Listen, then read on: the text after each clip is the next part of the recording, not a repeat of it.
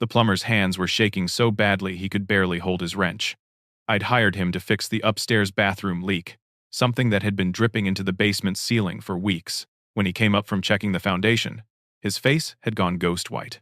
"Sir," he whispered, glancing toward where my two adult children were laughing in the kitchen.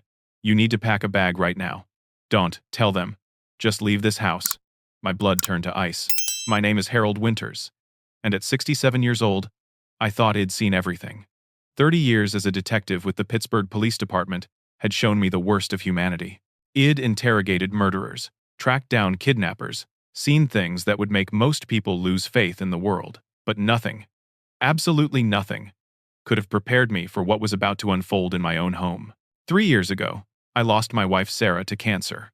Watching her fade away over 18 months broke something inside me I didn't think could be repaired.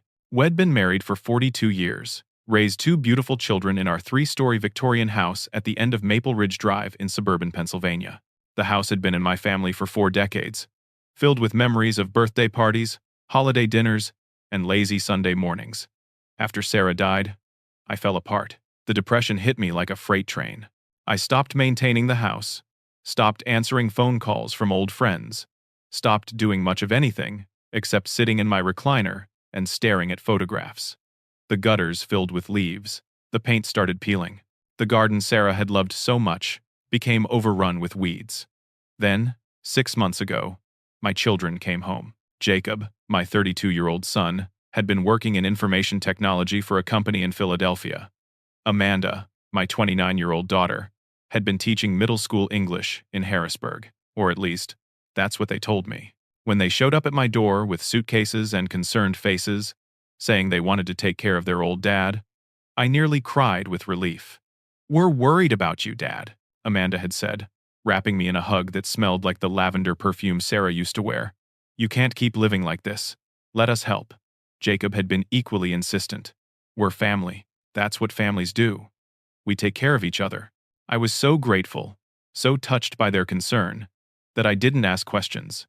I didn't wonder why they'd both suddenly left their jobs. I didn't question why they were so eager to move back into their childhood home. I just welcomed them with open arms, and thanked God I wasn't alone anymore. They took over everything. Bills, groceries, home maintenance, even my medications. I have high blood pressure, something I'd managed for 20 years with a daily pill regimen. Amanda insisted on handling all my prescriptions, making sure I took my medication at the same time every day. "You've got enough to worry about, Dad," she'd say sweetly. "Let us handle the adult stuff. You just rest and take care of yourself." At first, it felt wonderful, like being cared for. But gradually, over the months, something started to feel wrong. I found myself increasingly tired, foggy-headed, struggling to remember simple things. I attributed it to grief and age. After all, I was nearly 70. Wasn't this just what happened when you got old? My world became smaller. Friends stopped calling, though I didn't know why. Mail seemed to disappear before I could read it.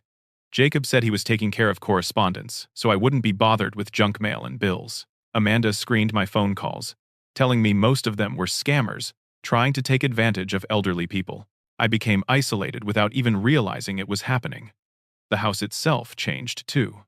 Jacob and Amanda were always going down to the basement. The door would be closed, and I'd hear sounds of construction, moving furniture, things being installed.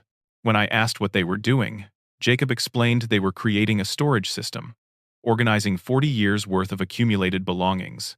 "It's a mess down there, Dad," he'd say. "We're making it safe so you don't trip and fall if you need to go down. You know how those stairs are steep. With your knees, we just don't want you getting hurt." My knees did hurt. Arthritis, the doctor had said years ago. Another sign of getting old. So I accepted their explanation and stayed upstairs, trusting my children to handle things. 3 weeks ago, I noticed water dripping from the upstairs bathroom. A slow, steady leak that left brown stains on the ceiling. I mentioned it to Jacob, and he promised to take care of it. But days passed, then weeks, and the leak got worse. The stains spread, and I started worrying about structural damage. The house might be old, but it was still my home. The place where Sarah and I had built our life together.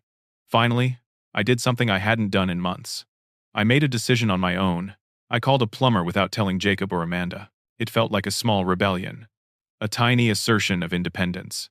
When I found the business card for Castellano Plumbing in the kitchen junk drawer, I dialed the number before I could second-guess myself. Frank Castellano arrived on a Tuesday morning. A straightforward man in his 50s, with calloused hands and an honest face. Had been doing plumbing in the area for 30 years, he told me while examining the bathroom leak. The kind of tradesman who took pride in his work and didn't try to upsell unnecessary services. Going to need to check your basement, Frank said, wiping his hands on his work pants. This leak's been going for a while. Want to make sure there's no structural damage to the floor joists or foundation. That's when I noticed Jacob and Amanda's reaction. They'd been cordial when Frank arrived, but the moment he mentioned the basement, something changed. Amanda's smile became strained. Jacob moved to block the basement door. Actually, the basement's pretty messy right now, Jacob said quickly. We're in the middle of organizing down there. Boxes everywhere. Maybe we should schedule another time. Frank looked confused. Sir, with all due respect, I've worked in messy basements for 3 decades. I just need to check the ceiling and joists where the water's been dripping. Won't take more than 20 minutes. I felt a spark of my old detective instincts flare up. Why were my children so anxious about a plumber going to the basement? What could possibly be down there that they didn't want anyone to see? Frank needs to do his job properly, I said, my voice firmer than it had been in months. The basement is part of this house, and if there's damage, we need to know about it. Jacob's jaw tightened, but he stepped aside. Amanda shot him a look I couldn't quite read. Worry? Fear? Something else? Frank grabbed his flashlight and toolbox and headed down the basement stairs. The door closed behind him with a soft click. Jacob and Amanda stood in the kitchen, whispering to each other in voices too low for me to hear. I sat at the kitchen table, waiting. That old detective's instinct telling me something was very, very wrong. 20 minutes passed.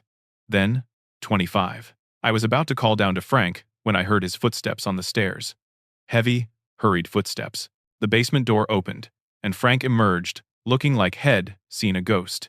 His face had drained of all color. His hands were trembling. He glanced at Jacob and Amanda, who were standing by the sink, then looked at me with an expression I recognized from my years on the force. Fear. Pure, undiluted fear. Mr. Winters, Frank said, his voice carefully controlled. Could I speak with you privately? Maybe in the garage. Anything you need to say, you can say here. Jacob interjected, moving closer. We're all family. But Frank was already walking toward the garage door, motioning for me to follow. Something in his eyes made me stand up and follow him, my heart beginning to pound in my chest. In the garage, with the door closed, Frank grabbed my arm. His grip was tight, urgent. Mr. Winters, I don't know what's going on in this house, but that basement isn't right. There are locks on the outside of what looks like a bedroom door down there. Industrial locks. Big ones. And I heard something. Movement. Maybe breathing. Behind that door. My mind went blank for a moment, unable to process what he was saying. Locks? What bedroom? The basement is just storage, and the furnace.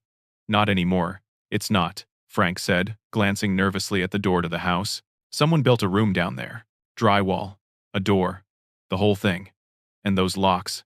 They're the kind you use to keep someone in, not out. This isn't right, Mr. Winters. You need to get out of this house right now and call the police. The police? Frank, those are my children in there. There must be some explanation. Sir, with all due respect, I've been doing this job long enough to know when something's wrong. And this is wrong. Very wrong. Please, just pack a bag and leave. Don't tell them where you're going. Just go. I stood there in my garage, surrounded by tools I hadn't touched in years and boxes of Sarah's belongings I couldn't bring myself to sort through. Listening to a plumber tell me my own children were dangerous. It felt surreal. Like a nightmare I couldn't wake up from. But then, I remembered something. The way Jacob and Amanda had been going to the basement constantly.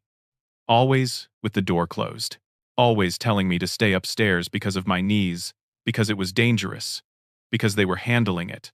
The way they'd panicked when Frank wanted to go down there. And suddenly, other things clicked into place. The fog had been living in for months. The way my medications looked slightly different from the prescription bottles I remembered. The isolation from friends and the outside world. The control they'd taken over every aspect of my life. Something was terribly, horribly wrong in my house.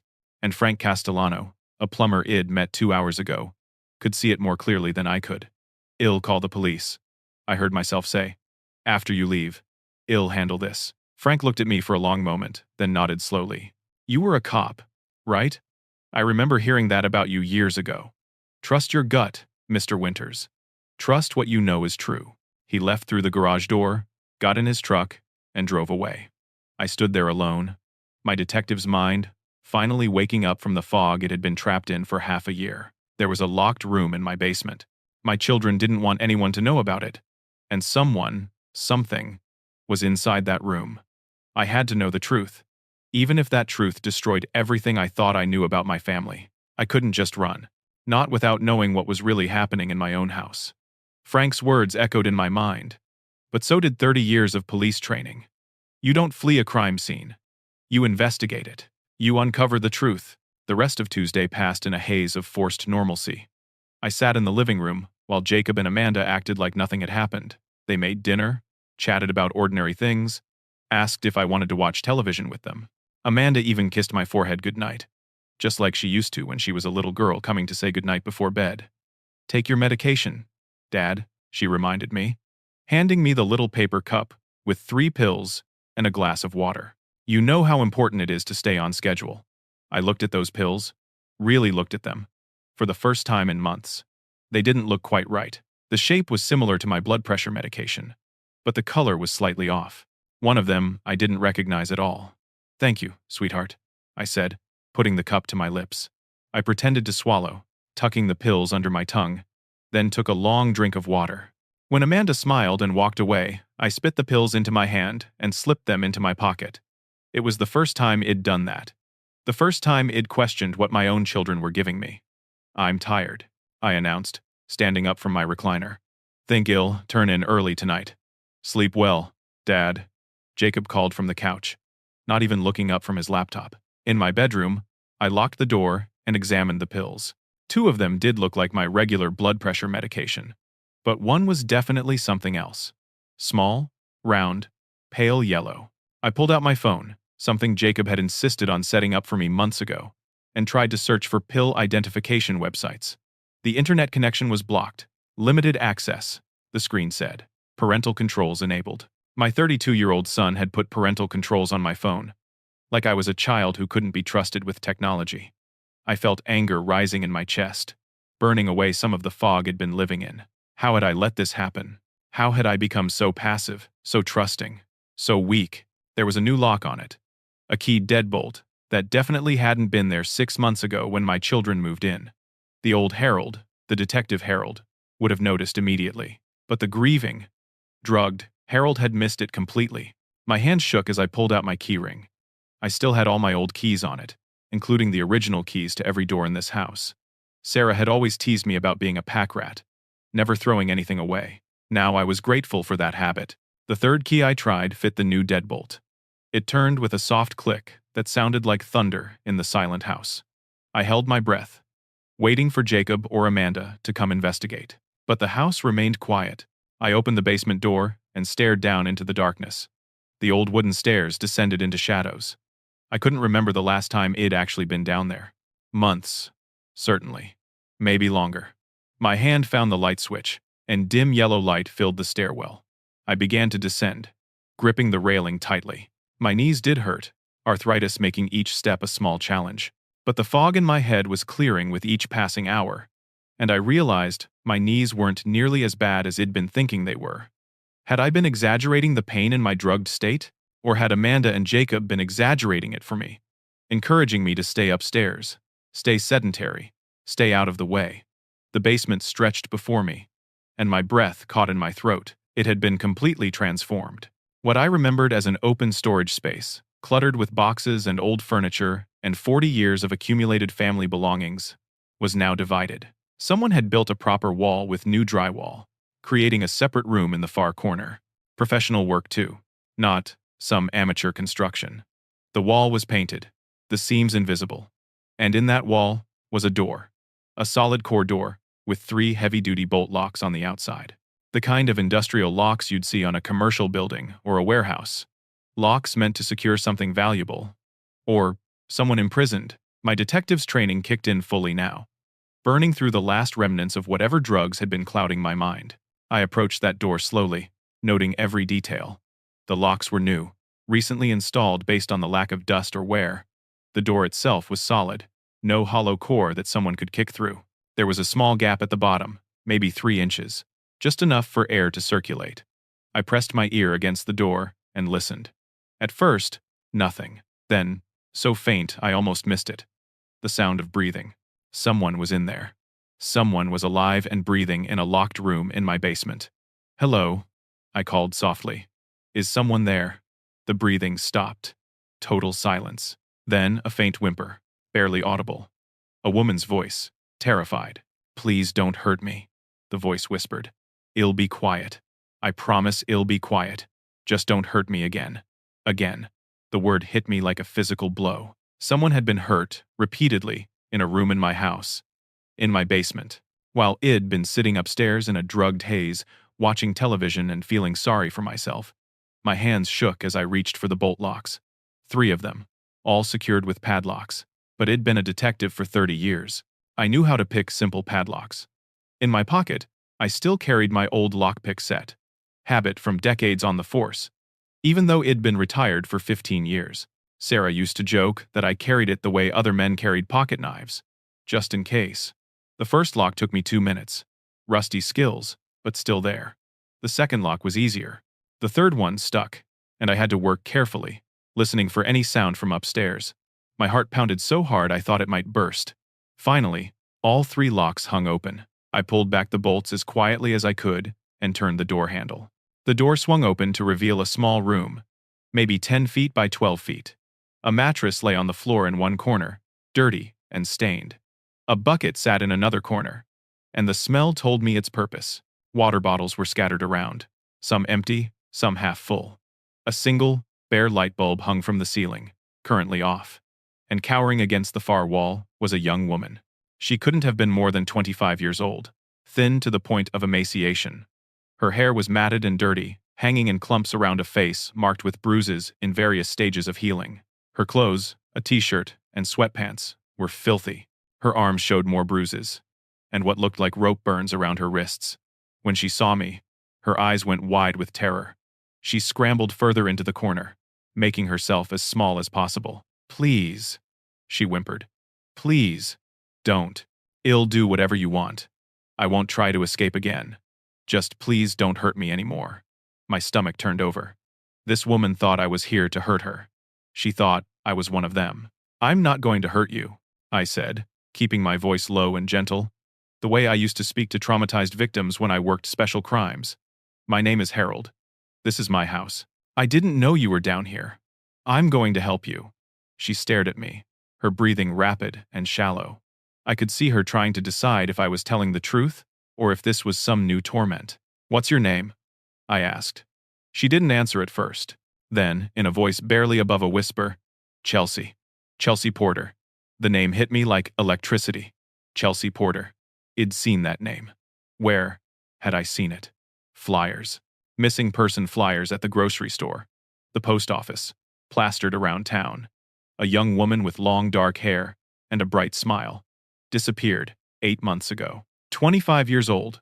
Worked as a nurse at the county hospital. Family desperate for any information. 8 months. This woman had been locked in my basement for 8 months while I'd been living upstairs.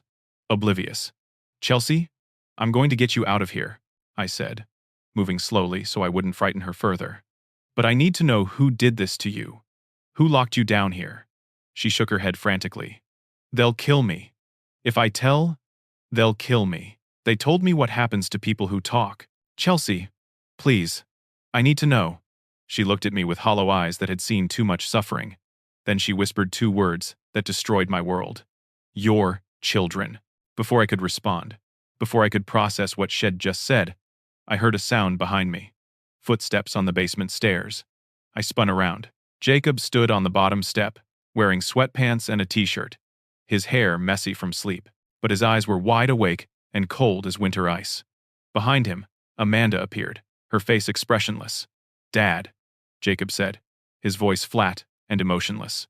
"What are you doing down here?" The 3 of us stood frozen in a tableau of horror. Me, standing in the doorway of a makeshift prison cell.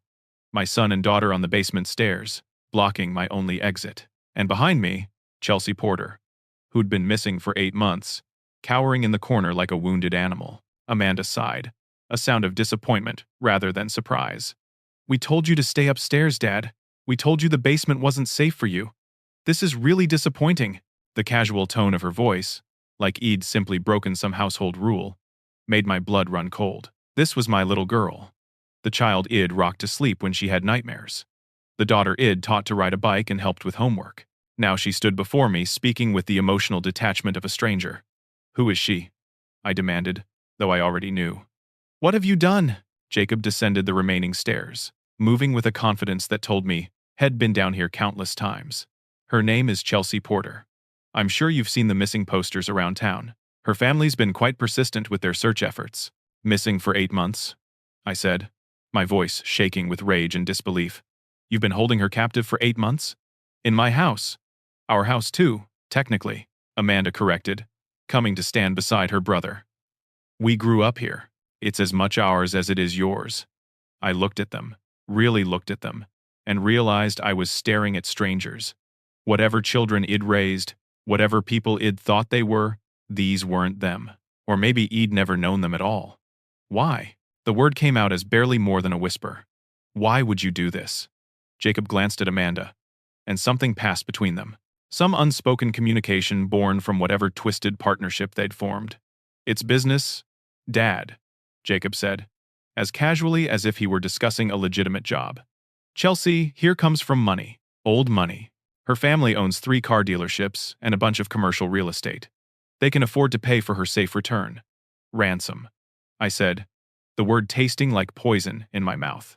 You're holding her for ransom. It's more complex than that, Amanda added. It's about patience, timing, breaking them down psychologically until they're desperate enough to pay without asking too many questions or involving too many authorities. Chelsea's family is being very cooperative. I thought I might be sick. These were words I'd heard before, in interrogation rooms, from criminals I'd helped put behind bars. Now I was hearing them from my own children. This is kidnapping, I said. Multiple felonies. Do you understand what you've done? What this means? We understand perfectly, Jacob replied. We've actually gotten quite good at it. The way he said it, the plural, made my stomach drop. What do you mean, gotten good at it? How many times have you done this? Amanda held up 3 fingers. Chelsea is number 4. The first 3 were very successful. Families paid, everyone went home happy. Well, mostly happy. We're professionals now. 4 victims, 4 families destroyed by fear and desperation. 4 young people stolen from their lives and held captive. I felt dizzy, my mind struggling to process the magnitude of what my children had become. Where are the others? I asked. The first 3? Where are they now? The silence that followed was answer enough. The way Jacob and Amanda glanced at each other, the slight tightening of Amanda's mouth, the cold calculation in Jacob's eyes. They were released after their families paid, Amanda said. But her eyes told a different story. Returned safely, just like we promised. She was lying. Id interrogated hundreds of liars in my career. I knew the signs, the tells, the subtle shifts in body language and tone. My daughter was lying to my face, and she knew I knew it. Where are they? I asked again, my voice harder now. What did you do with them after you got the money? Dad, you're upset, Jacob said, moving closer. You're confused. The medications we've been giving you, sometimes they cause paranoia and false memories. Maybe you should go back upstairs and rest. Well, talk about this in the morning when you're thinking more clearly. The medications. Everything clicked into place with horrible clarity. You've been drugging me, I said. All these months. Those pills Amanda gives me every day. They're not just my blood pressure medication, are they? You needed help sleeping, Amanda said defensively. You were so depressed after Mom died. We were just trying to help you rest, to not worry so much. You were keeping me docile, I corrected. Keeping me confused and isolated so I wouldn't notice what you were doing. You've been holding people prisoner in my basement, and you drugged me so I wouldn't figure it out. It wasn't personal, Jacob said. We needed the house. It's perfect, really. End of a dead-end street. Big basement.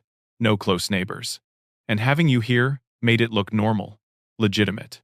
A family home, nothing suspicious. I thought about all the times Id sat upstairs, foggy-headed and tired, while my children came and went from the basement. All the times, I'd heard sounds and dismissed them as house settling, or Amanda moving boxes.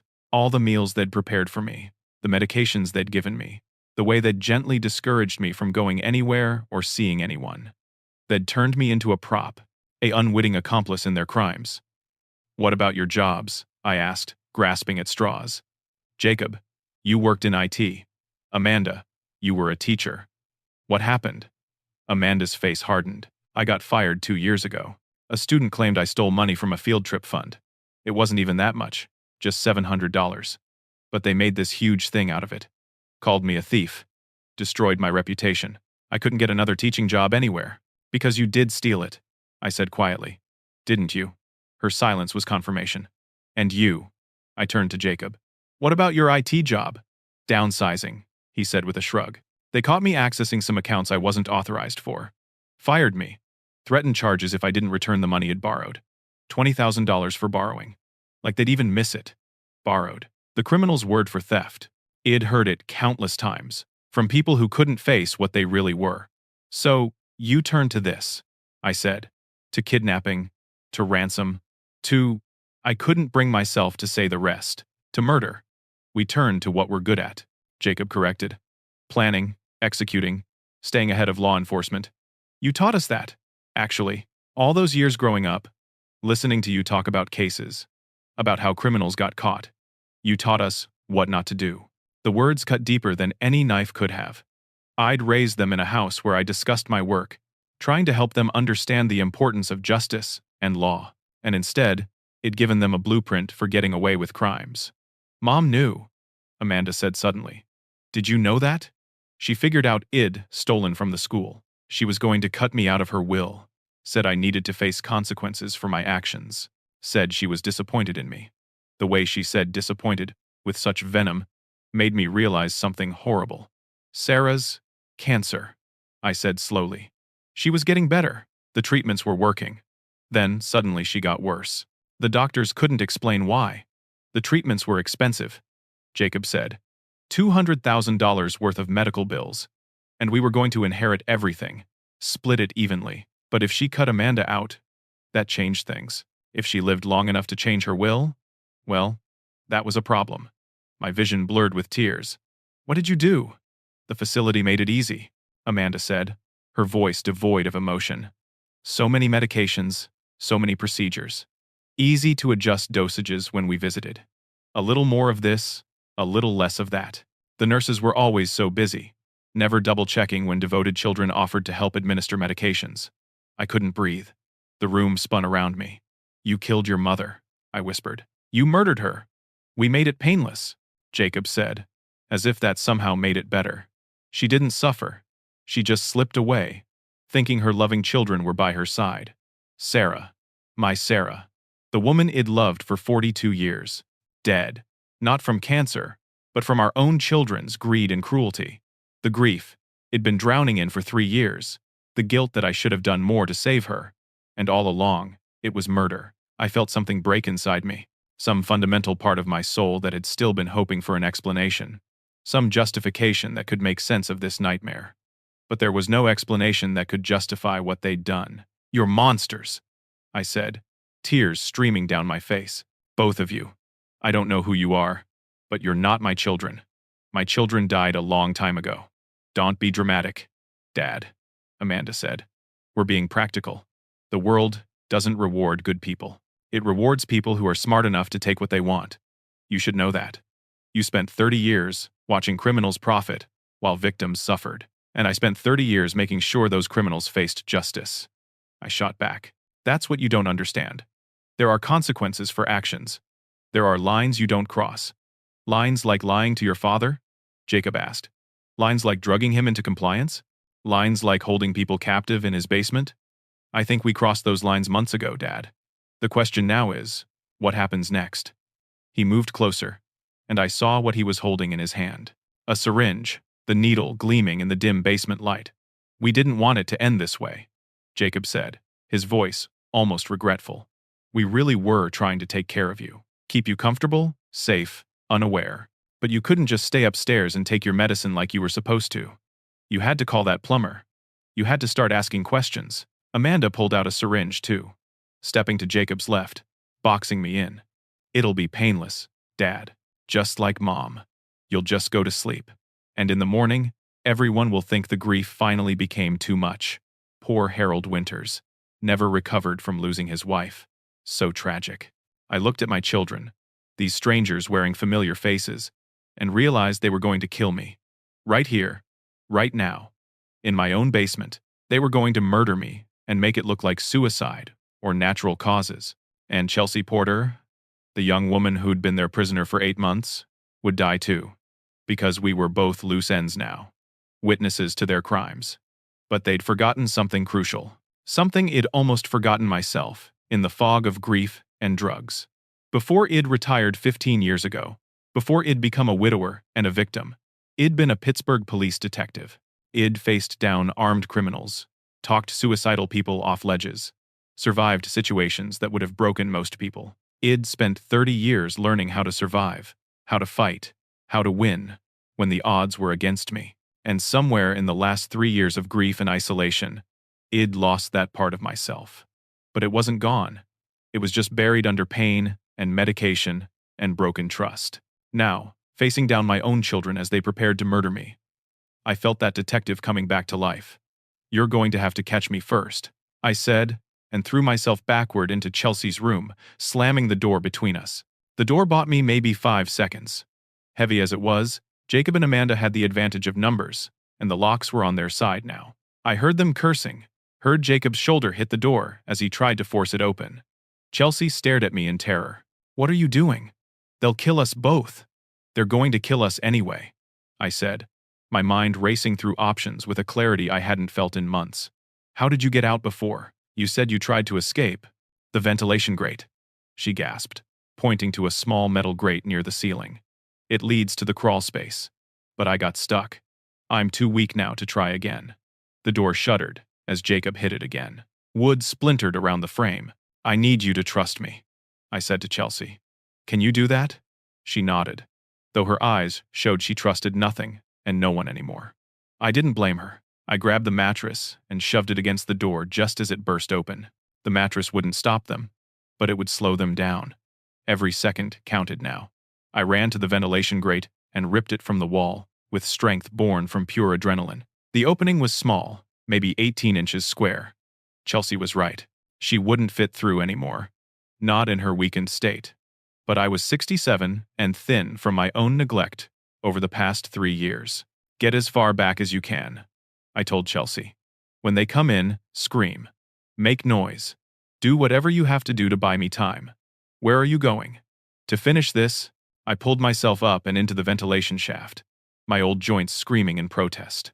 Behind me, I heard Jacob and Amanda pushing past the mattress, heard Chelsea begin to scream. The crawl space was dark and cramped, filled with insulation and decades of dust.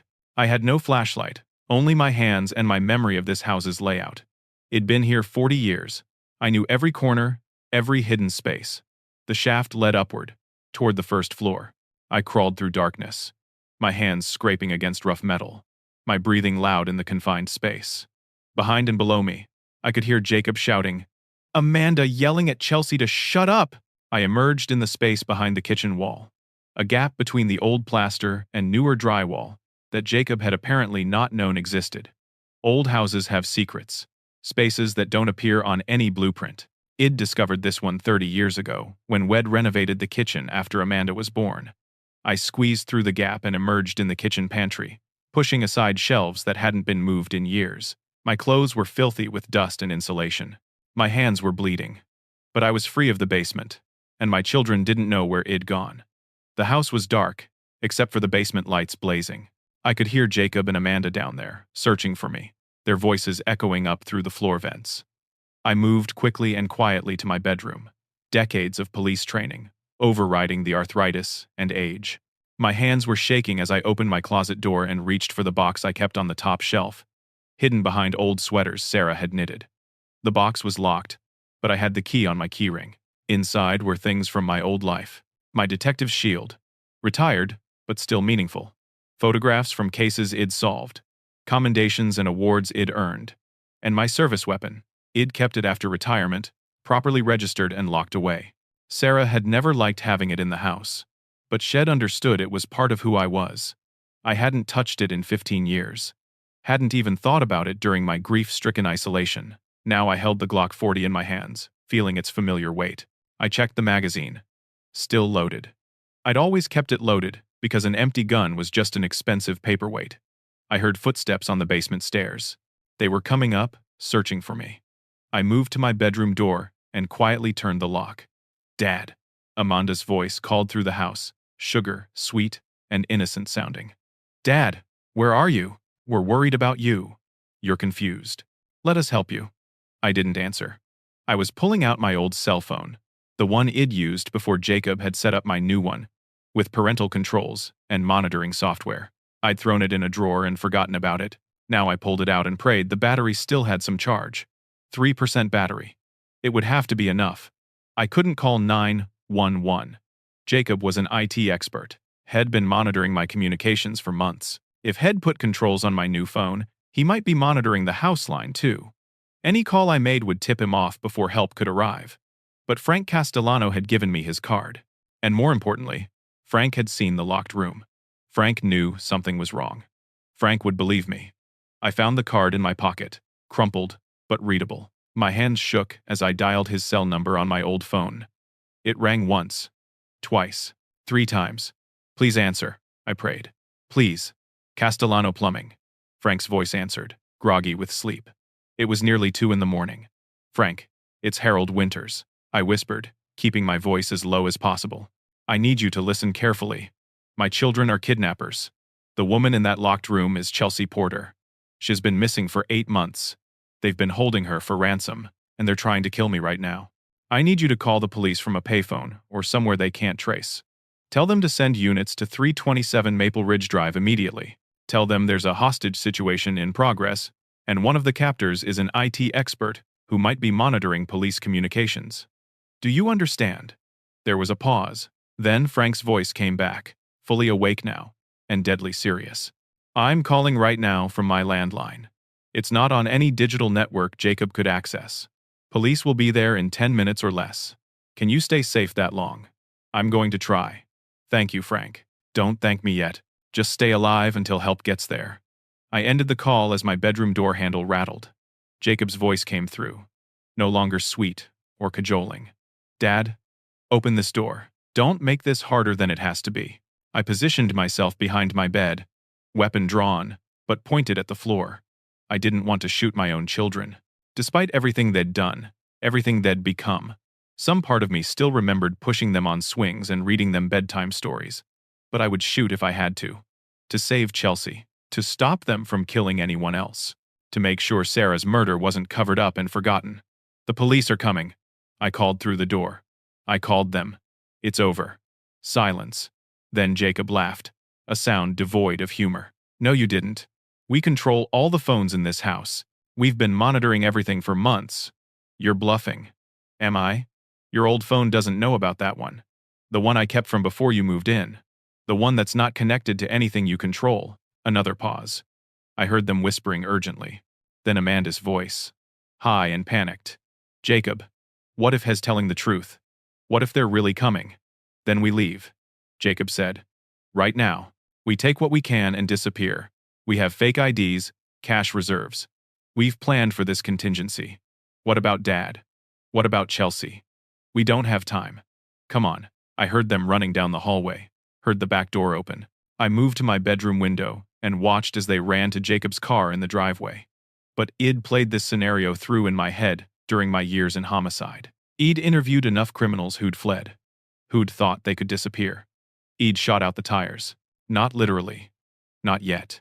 But I knew I had to stop them from leaving. If they made it out of town, with their technical skills and planning, they might actually vanish. Other families would lose daughters, sons, loved ones to their crimes. The pattern would continue. I unlocked my bedroom door and ran for the stairs, my old legs moving faster than they had in years. I reached the front door as Jacob's car engine started. The Glock was heavy in my hand as I stepped onto the front porch. My children sat in the car, illuminated by the dome light. Jacob in the driver's seat, Amanda beside him. They saw me standing there with my weapon drawn.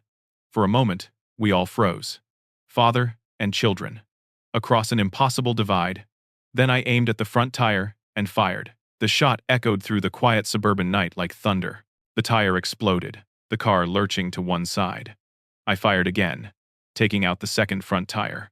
Jacob gunned the engine, but the car only ground forward on its rims, sparks flying from the pavement. He gave up and threw the car into park. Both doors opened. Jacob and Amanda climbed out, and I saw Jacob had the syringe still clutched in his hand. "Stay where you are," I commanded, using the voice ID perfected over 30 years of confronting dangerous suspects. "Both of you. It's over. It's not over until we say it is." Jacob snarled, and he started running toward me. I couldn't shoot him. He was my son, my child. Even now, even after everything, I couldn't pull that trigger. So instead, I did what Eid learned in defensive tactics training 4 decades ago. When Jacob reached me, I sidestepped, used his momentum against him, and took him down hard on the concrete porch. The syringe skittered away across the ground. My knee pressed into his back. My weapon aimed at Amanda, who'd frozen halfway across the yard. "Don't move," I told her. "Please, Amanda, don't make me do something we'll both regret." She stood there in the driveway of our family home, the house where she'd grown up and celebrated birthdays and brought home report cards. Tears streamed down her face. But I didn't know if they were tears of remorse or just frustration at being caught. In the distance, sirens began to wail, growing louder, coming closer. Frank had come through. Help was on the way. I held my son pinned to the porch, my weapon trained on my daughter, and waited for the police to arrive to arrest my own children for kidnapping, for murder, for destroying everything I thought I knew about family and love. The sirens grew deafening. Red and blue lights flooded the street. Car doors slammed. Voices shouted commands. And I stayed there on my porch, holding the line between justice and mercy, knowing that I'd already made my choice. 4 police cars screeched to stops in front of my house, officers emerging with weapons drawn. I carefully set my Glock on the porch, raised my hands, and identified myself. Harold Winters, retired Pittsburgh PD Detective Shield, number 4719. 2 suspects on the property, 1 pinned beneath me, 1 standing in the driveway. There's a hostage in the basement, Chelsea Porter, missing 8 months. She needs immediate medical attention. The lead officer, a woman in her 40s, approached cautiously. Then, her eyes widened with recognition. "Detective Winters? Captain Dorsey's here. She's 3 minutes out. She heard your name on the radio and commandeered a unit." Helen Dorsey. We'd worked together 15 years ago when she was a patrol officer. Now she was a captain. Smart, thorough, compassionate. If anyone could handle this nightmare scenario, it was Helen. Officers moved in, pulling Jacob up and cuffing him. Amanda stood frozen in the driveway until 2 officers approached and cuffed her as well. Neither of my children looked at me. Jacob's face was twisted with rage. Amanda kept her eyes on the ground, still crying. More units arrived. Paramedics rushed into the house, toward the basement. I gave Officer Rodriguez the quickest briefing I could, pointing out where Chelsea was, warning them about the locked room, the 3 bolts, everything. A black sedan pulled up, and Helen Dorsey emerged. Her hair gray now, but her eyes, just as sharp as I remembered. She took in the scene, my disheveled appearance, the arrested suspects, and crossed the lawn to me. "Harold," she said gently, "are you hurt?" "Not physically." My voice sounded strange to my own ears. Hollow. "Helen, those suspects are my children, Jacob and Amanda. They've been holding Chelsea Porter captive in my basement for 8 months. They've been drugging me to keep me from discovering it." Her face showed controlled shock, the kind of expression a good cop learns to maintain when confronting the unthinkable. "Okay, we're going to need a full statement, but right now, let's focus on the victim. Do you know her condition? Malnourished, bruised, traumatized. She's been held in a locked room. They've been feeding her, giving her water, keeping her alive, for ransom. Yes, her family has money, but Helen, there's more. They said she's the 4th victim, 3 others before her." Helen's jaw tightened. "And where are the other 3? I don't think they're alive. The way Jacob and Amanda talked about them, the way they looked at each other, I think those victims are dead." Helen turned to her officers. "I need homicide detectives here now. I need forensics to process this entire property.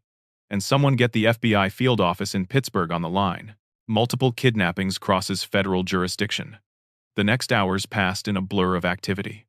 Paramedics brought Chelsea out on a stretcher, an IV already in her arm. She was conscious, her eyes searching the crowd until they found me. I moved to her side. "You saved me," she whispered. "I should have known sooner," I said, my voice breaking. "I should have protected you. This is my house. My responsibility. You didn't know. They fooled you too." She reached out a thin hand and gripped mine. "Thank you for believing me. Thank you for fighting for me." They loaded her into the ambulance. As it pulled away, sirens wailing, I felt some small measure of relief. At least Chelsea would survive. At least one family would get their daughter back. Jacob and Amanda were being loaded into separate police cars. Standard procedure for multiple suspects to prevent coordination of stories. Jacob was shouting something about lawyers and false arrest. Amanda was still silent, tears still flowing. Helen guided me to her car. "I need to take you to the station for a formal statement. But first, tell me about the drugs they were giving you." I pulled the pills from my pocket, the ones I'd saved from earlier. Amanda was giving me these every day. Said they were my blood pressure medication. But I think they added sedatives or something else. Helen bagged the pills as evidence. "Well, have them analyzed. Harold, I need to ask you some hard questions. How long did you suspect something was wrong?" "Not long enough," I admitted. "Maybe the last few days." I've felt the fog clearing, but I should have known months ago. "I was a detective for 30 years, Helen. How did I miss this?" "Because they were your children," she said simply. "Because you trusted them. Because you were grieving, and they exploited that. This is not your fault, but it felt like my fault. It felt like I'd failed at the most basic level. Failed to see evil living under my own roof, feeding me poison, holding an innocent woman captive feet below where I slept." At the police station, I gave a statement that lasted 4 hours. Every detail I could remember about the last 6 months. The way Jacob and Amanda had moved back in. The control they'd taken over my life. The medications. The isolation from friends. The constant trips to the basement. Frank the plumber's discovery. My confrontation with Chelsea. The syringes Jacob and Amanda had pulled when they were going to kill me. And the worst part. What Amanda had said about Sarah's death. "They killed my wife," I told Helen, my voice breaking. 3 years ago, we thought she died from cancer, but they admitted they tampered with her medications at the treatment facility.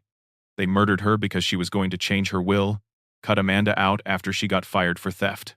Helen's hand covered mine. "Well, investigate? Well, subpoena all her medical records. Interview staff at the facility. Check surveillance footage if it still exists. If they killed her, Harold, well, prove it. I promise you that." The investigation moved with stunning speed. Detectives searched my house from top to bottom. In Jacob's room, they found 3 laptops with encrypted files. In Amanda's room, they found journals detailing their crimes with chilling precision. Dates, names, ransom amounts, pickup locations for money drops. And they found the names of the 3 previous victims.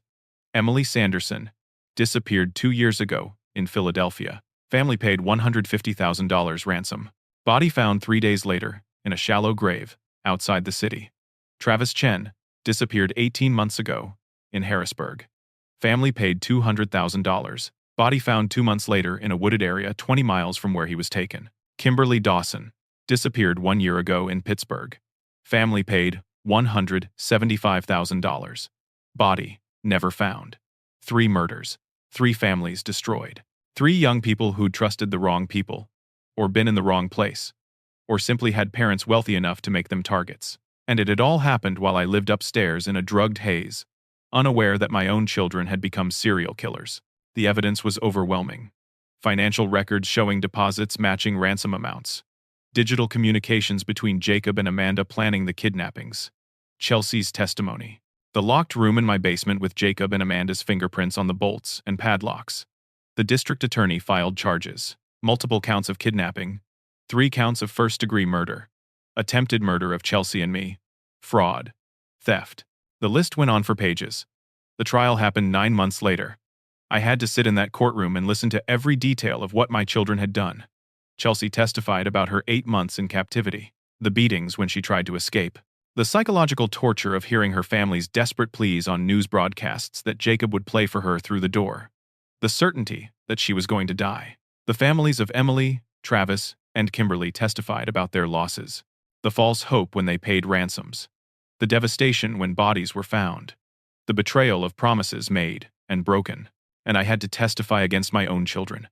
I had to describe finding Chelsea, hearing Jacob and Amanda's confession, fighting for my life against the two people I'd raised from birth.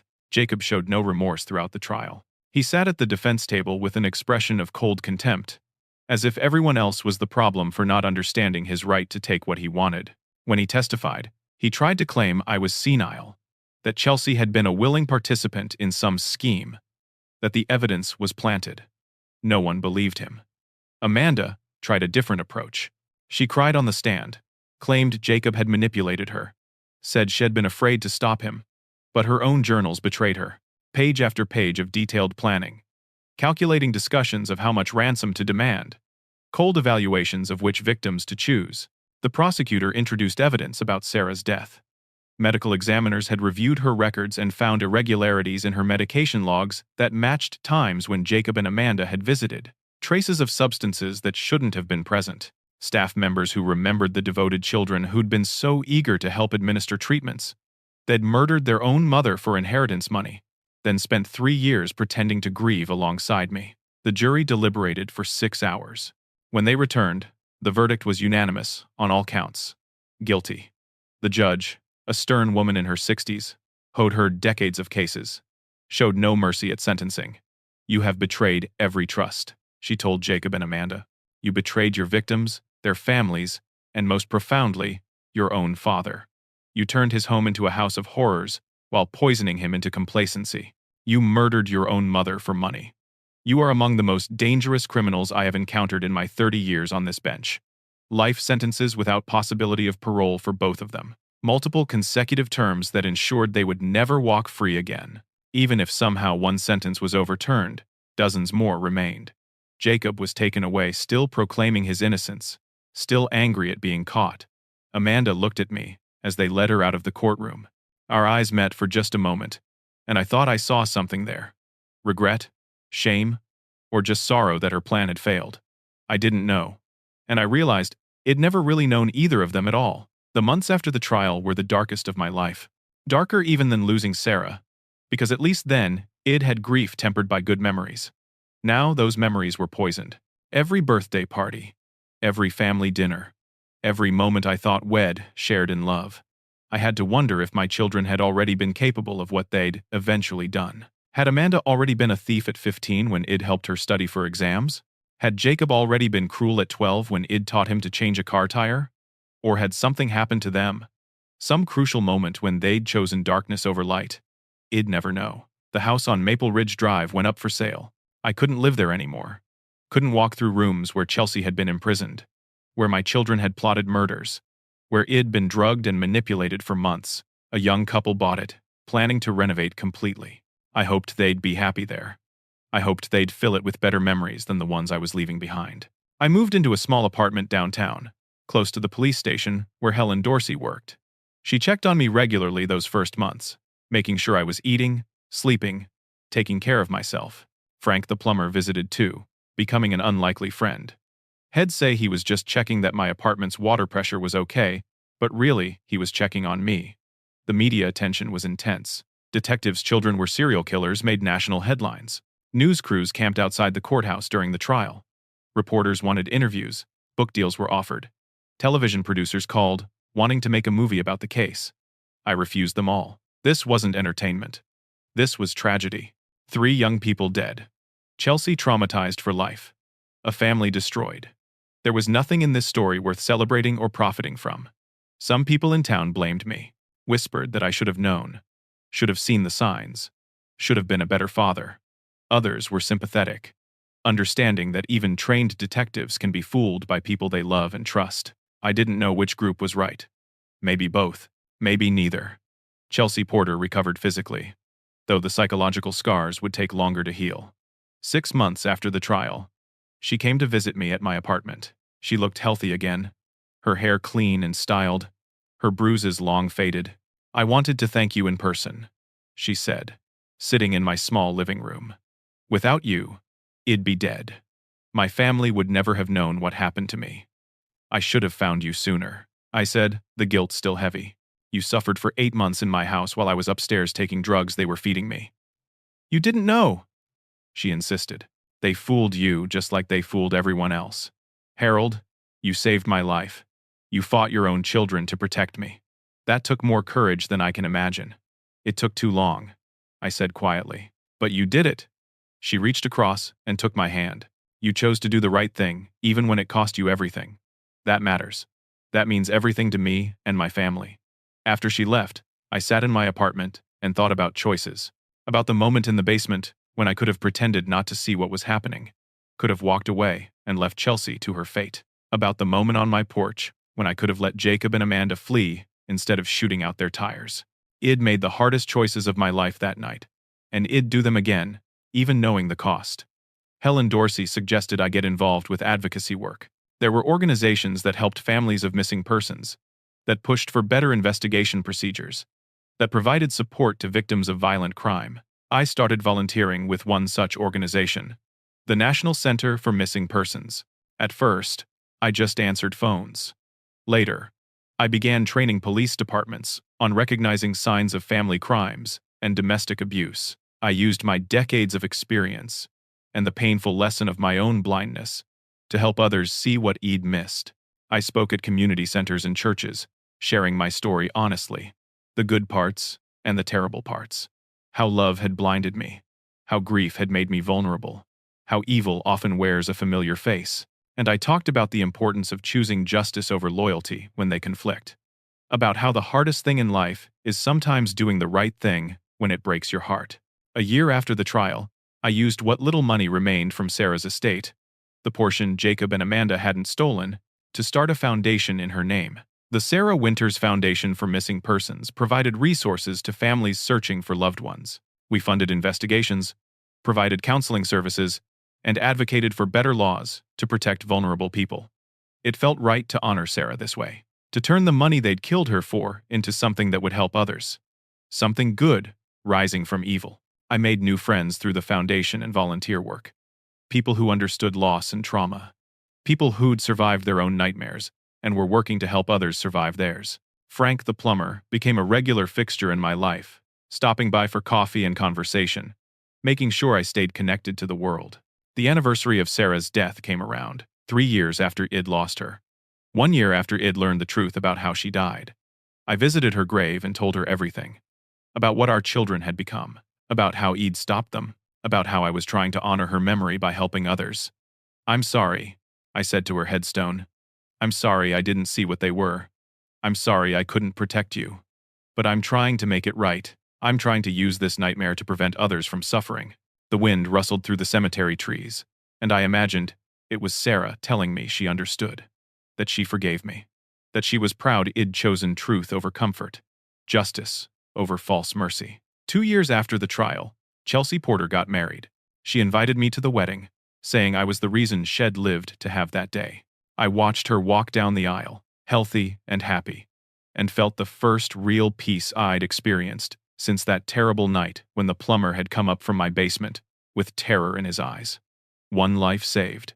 That had to count for something. That had to balance against all the pain and loss. I continued my work with the foundation, speaking to police academies and victim advocacy groups. I became known as someone who'd lived through the unthinkable and come out the other side. Not unscathed, never unscathed, but functional, purposeful. 3 years after the trial, I received a letter from Amanda. The first communication from either of my children since they'd been sentenced. I stared at the envelope for an hour before opening it. The letter was 3 pages long, handwritten in the neat cursive ID, watched her practice as a child. She talked about therapy in prison, about finally understanding the depth of what she'd done. She didn't ask for forgiveness. She said she didn't deserve it. But she wanted me to know she was sorry, that she wished she could undo every choice that had led her down that path. She ended by saying she loved me, and always had, even when she was capable of terrible things, that the two truths coexisted in her mind and heart, and that was the hardest thing to live with. I read the letter 3 times. Then I put it in a drawer and didn't respond. Maybe someday I would. Maybe someday I'd be ready to have that conversation. But not yet. The wound was still too raw. The betrayal still too fresh. Jacob never wrote. I heard through Helen Dorsey that he maintained his innocence, still claiming the evidence was fabricated, still believing Head done nothing wrong. Some people, she said, were simply incapable of accepting responsibility for their actions. I thought about writing him anyway, trying one last time to reach some part of the sun Id raised. But what would I say? What words could bridge the chasm between a father and a son who'd killed his own mother and felt no remorse? In the end, I chose silence. Some bridges, once burned, can't be rebuilt. 5 years have passed since that night when Frank the plumber came up from my basement, looking like Head seen a ghost. 5 years since I learned my children were monsters. 5 years since my world shattered, and I had to build a new one from the pieces. I'm 72 years old now, living in my small apartment, working with the Sarah Winters Foundation for Missing Persons. We've helped 11 families find their lost loved ones in the past 3 years. 8 of those stories had happy endings. 3 didn't. But even in those 3 cases, the families said having answers, having closure, was better than living with endless uncertainty. Chelsea Porter and her husband had a baby last year, a little girl they named Sarah, after my wife. Chelsea brought her to meet me when she was 3 months old, this tiny perfect creature who existed because I'd chosen to fight for her mother's life. "This is your honorary grandfather," Chelsea told baby Sarah, placing the infant in my arms, as the bravest person I've ever known. I looked down at that tiny face and felt tears streaming down my weathered cheeks. This child would grow up free because I'd done the hardest thing I'd ever done. She'd never know the fear her mother had endured, never experienced the horror of being held captive, because I'd stopped the people responsible. That had to be enough. That had to matter. Frank the plumber retired last year at 62, saying his back couldn't take crawling under houses anymore. He volunteers with the foundation now, using his practical skills to help families in need with home repairs and maintenance. He says he owes it to me for believing him that day when he reported what he'd seen. I tell him he owes me nothing, that he saved my life by trusting his instincts and making that call to Helen Dorsey, that we saved each other. In a way, Helen herself was promoted to deputy chief of police. She still stops by regularly, bringing coffee and conversation. Sometimes we talk about the case, but mostly we talk about life, about how you move forward when the past tries to anchor you down, about finding purpose in pain. I give talks now at community centers and churches, sharing my story with anyone willing to listen. I stand before audiences of families, of young people, of police officers, and I tell them the truth about what happened in my house on Maple Ridge Drive. I tell them about grief and how it can blind you, about trust and how it can be weaponized by the people closest to you, about the signs I missed and the red flags I ignored because I wanted so desperately to believe my children were who I thought they were. But mostly, I tell them about the choice I had to make, the impossible, heart-wrenching choice between my love for my children and my duty to protect the innocent. Last week, I spoke at a local high school. A young woman approached me afterward, maybe 16 years old, tears in her eyes. "My brother has been acting strange lately," she said quietly. "Staying out late, being secretive, getting angry when anyone asks questions. I'm worried he might be doing something dangerous, maybe drugs or something worse. But he's my brother. I love him. What do I do?" I looked at this young woman facing a fraction of what I'd faced, and I gave her the only answer I had. You love your brother by not enabling him to hurt himself or others. You get him help, even if he hates you for it. You choose truth over comfort. That's what real love looks like sometimes. She nodded slowly, wiping her tears. That's hard. The hardest thing in the world. I agreed. But necessary. I don't know if she followed my advice. I hope she did. I hope she learned from my mistakes, from my blindness, from my delayed action. That's why I keep telling my story, despite the pain it brings every time. Because maybe my nightmare can prevent someone else's. Maybe my failure to see evil in my own home can help someone else recognize it in time. The foundation is planning a memorial garden for victims of kidnapping and family violence, a place of remembrance and healing. We're naming sections after Emily Sanderson, Travis Chen, and Kimberly Dawson, the 3 victims my children murdered. Their families have been involved in the planning, turning their grief into something meaningful. Sarah's name will be there too, on the central memorial stone, not just as the foundation's namesake, but as a victim herself, murdered by her own children for money and convenience. I visit Jacob and Amanda's names now only in documents and legal files. They exist in prison, serving their life sentences, and I've made peace with never seeing them again. The people I loved, the children I raised, they're gone if they ever really existed at all. What remains are strangers wearing familiar faces. Sometimes late at night, I still have dreams where they're young again. Jacob is 10, showing me a science project he built. Amanda is 8, dancing around the living room to music only she can hear. In those dreams, they're innocent and pure, and I wake up with my face wet with tears for the children who became monsters. But then the morning comes, and I get up and make coffee. I call families searching for missing loved ones and offer whatever help the foundation can provide. I meet with Frank for lunch and share stories that have nothing to do with tragedy. I visit Chelsea and watch baby Sarah grow bigger and stronger every month. I choose, every single day, to live with purpose instead of drowning in regret. It's not easy. Some days it feels impossible. But it's what Sarah would want. It's what Chelsea deserves. It's what the victims who didn't survive deserve. Justice was served. My children are in prison where they can't hurt anyone else. Chelsea is alive and building a beautiful life.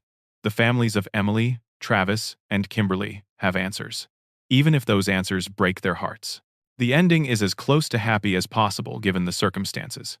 Not the happy ending I would have chosen, not the one where everyone lives and families stay intact, but an honest ending, a real ending, one where truth prevailed and good overcame evil, even at devastating cost. I'm 72 years old, and I've learned the hardest lesson life can teach. That unconditional love doesn't mean unconditional tolerance of evil. That you can love someone completely and still refuse to enable their destruction of others. That true love sometimes means letting justice take its course, even when it shatters your heart into pieces. My children made choices that destroyed lives. Protecting them would have dishonored every victim, including their own mother. So I chose the harder path, the path of truth and justice over comfort and denial. I lost my children twice, once to their crimes, and once to my choice to stop them. But I saved Chelsea Porter. I helped bring closure to 3 families. I honored Sarah's memory by preventing more suffering. And that, in the end, has to be enough. I stand in my apartment, looking out the window at the city I've called home for 7 decades. The sun is setting, painting the sky in shades of orange and red. Tomorrow, I'll wake up and continue this work. I'll help more families. I'll tell more people about the importance of choosing justice over loyalty when they conflict. The pain remains. It will always remain. But so does purpose. So does meaning. So does the knowledge that even in my darkest hour, I chose what was right over what was easy. That's the lesson I carry with me every day. That's what I want people to take from my story. Not that evil exists. We all know that. But that we have the power to stop it. Even when it costs us everything. Even when it costs us the people we love most in the world. Now, I want to hear from you. Have you ever had to choose between loyalty to someone you love and doing what you know is right? How did you find the courage to make that impossible choice? Share your thoughts and experiences in the comments below. Your story might help someone else facing a similar struggle. If this story moved you or taught you something valuable, please like this video and subscribe to the channel for more true stories about courage, justice, and the strength of the human spirit. Share it with someone who might need to hear this message about choosing truth over comfort, even when the cost is almost too much to bear. Thank you for listening to my story. Thank you for caring about the victims who suffered and the survivors who continue to heal. Thank you for understanding that sometimes the hardest choices are the most necessary ones. May you never face the choices I faced, but if you do, may you find the courage to do what's right, no matter the cost. May you choose justice over false mercy, truth over comfortable lies, and may you find peace in knowing you stood for what matters most. Take care of each other out there. Love your families, but never let that love blind you to the truth. And remember that real love sometimes means the hardest thing of all, holding people accountable for their actions, even when it breaks your heart. Thank you for being part of this journey with me. I wish you strength, wisdom, and the courage to always choose what's right.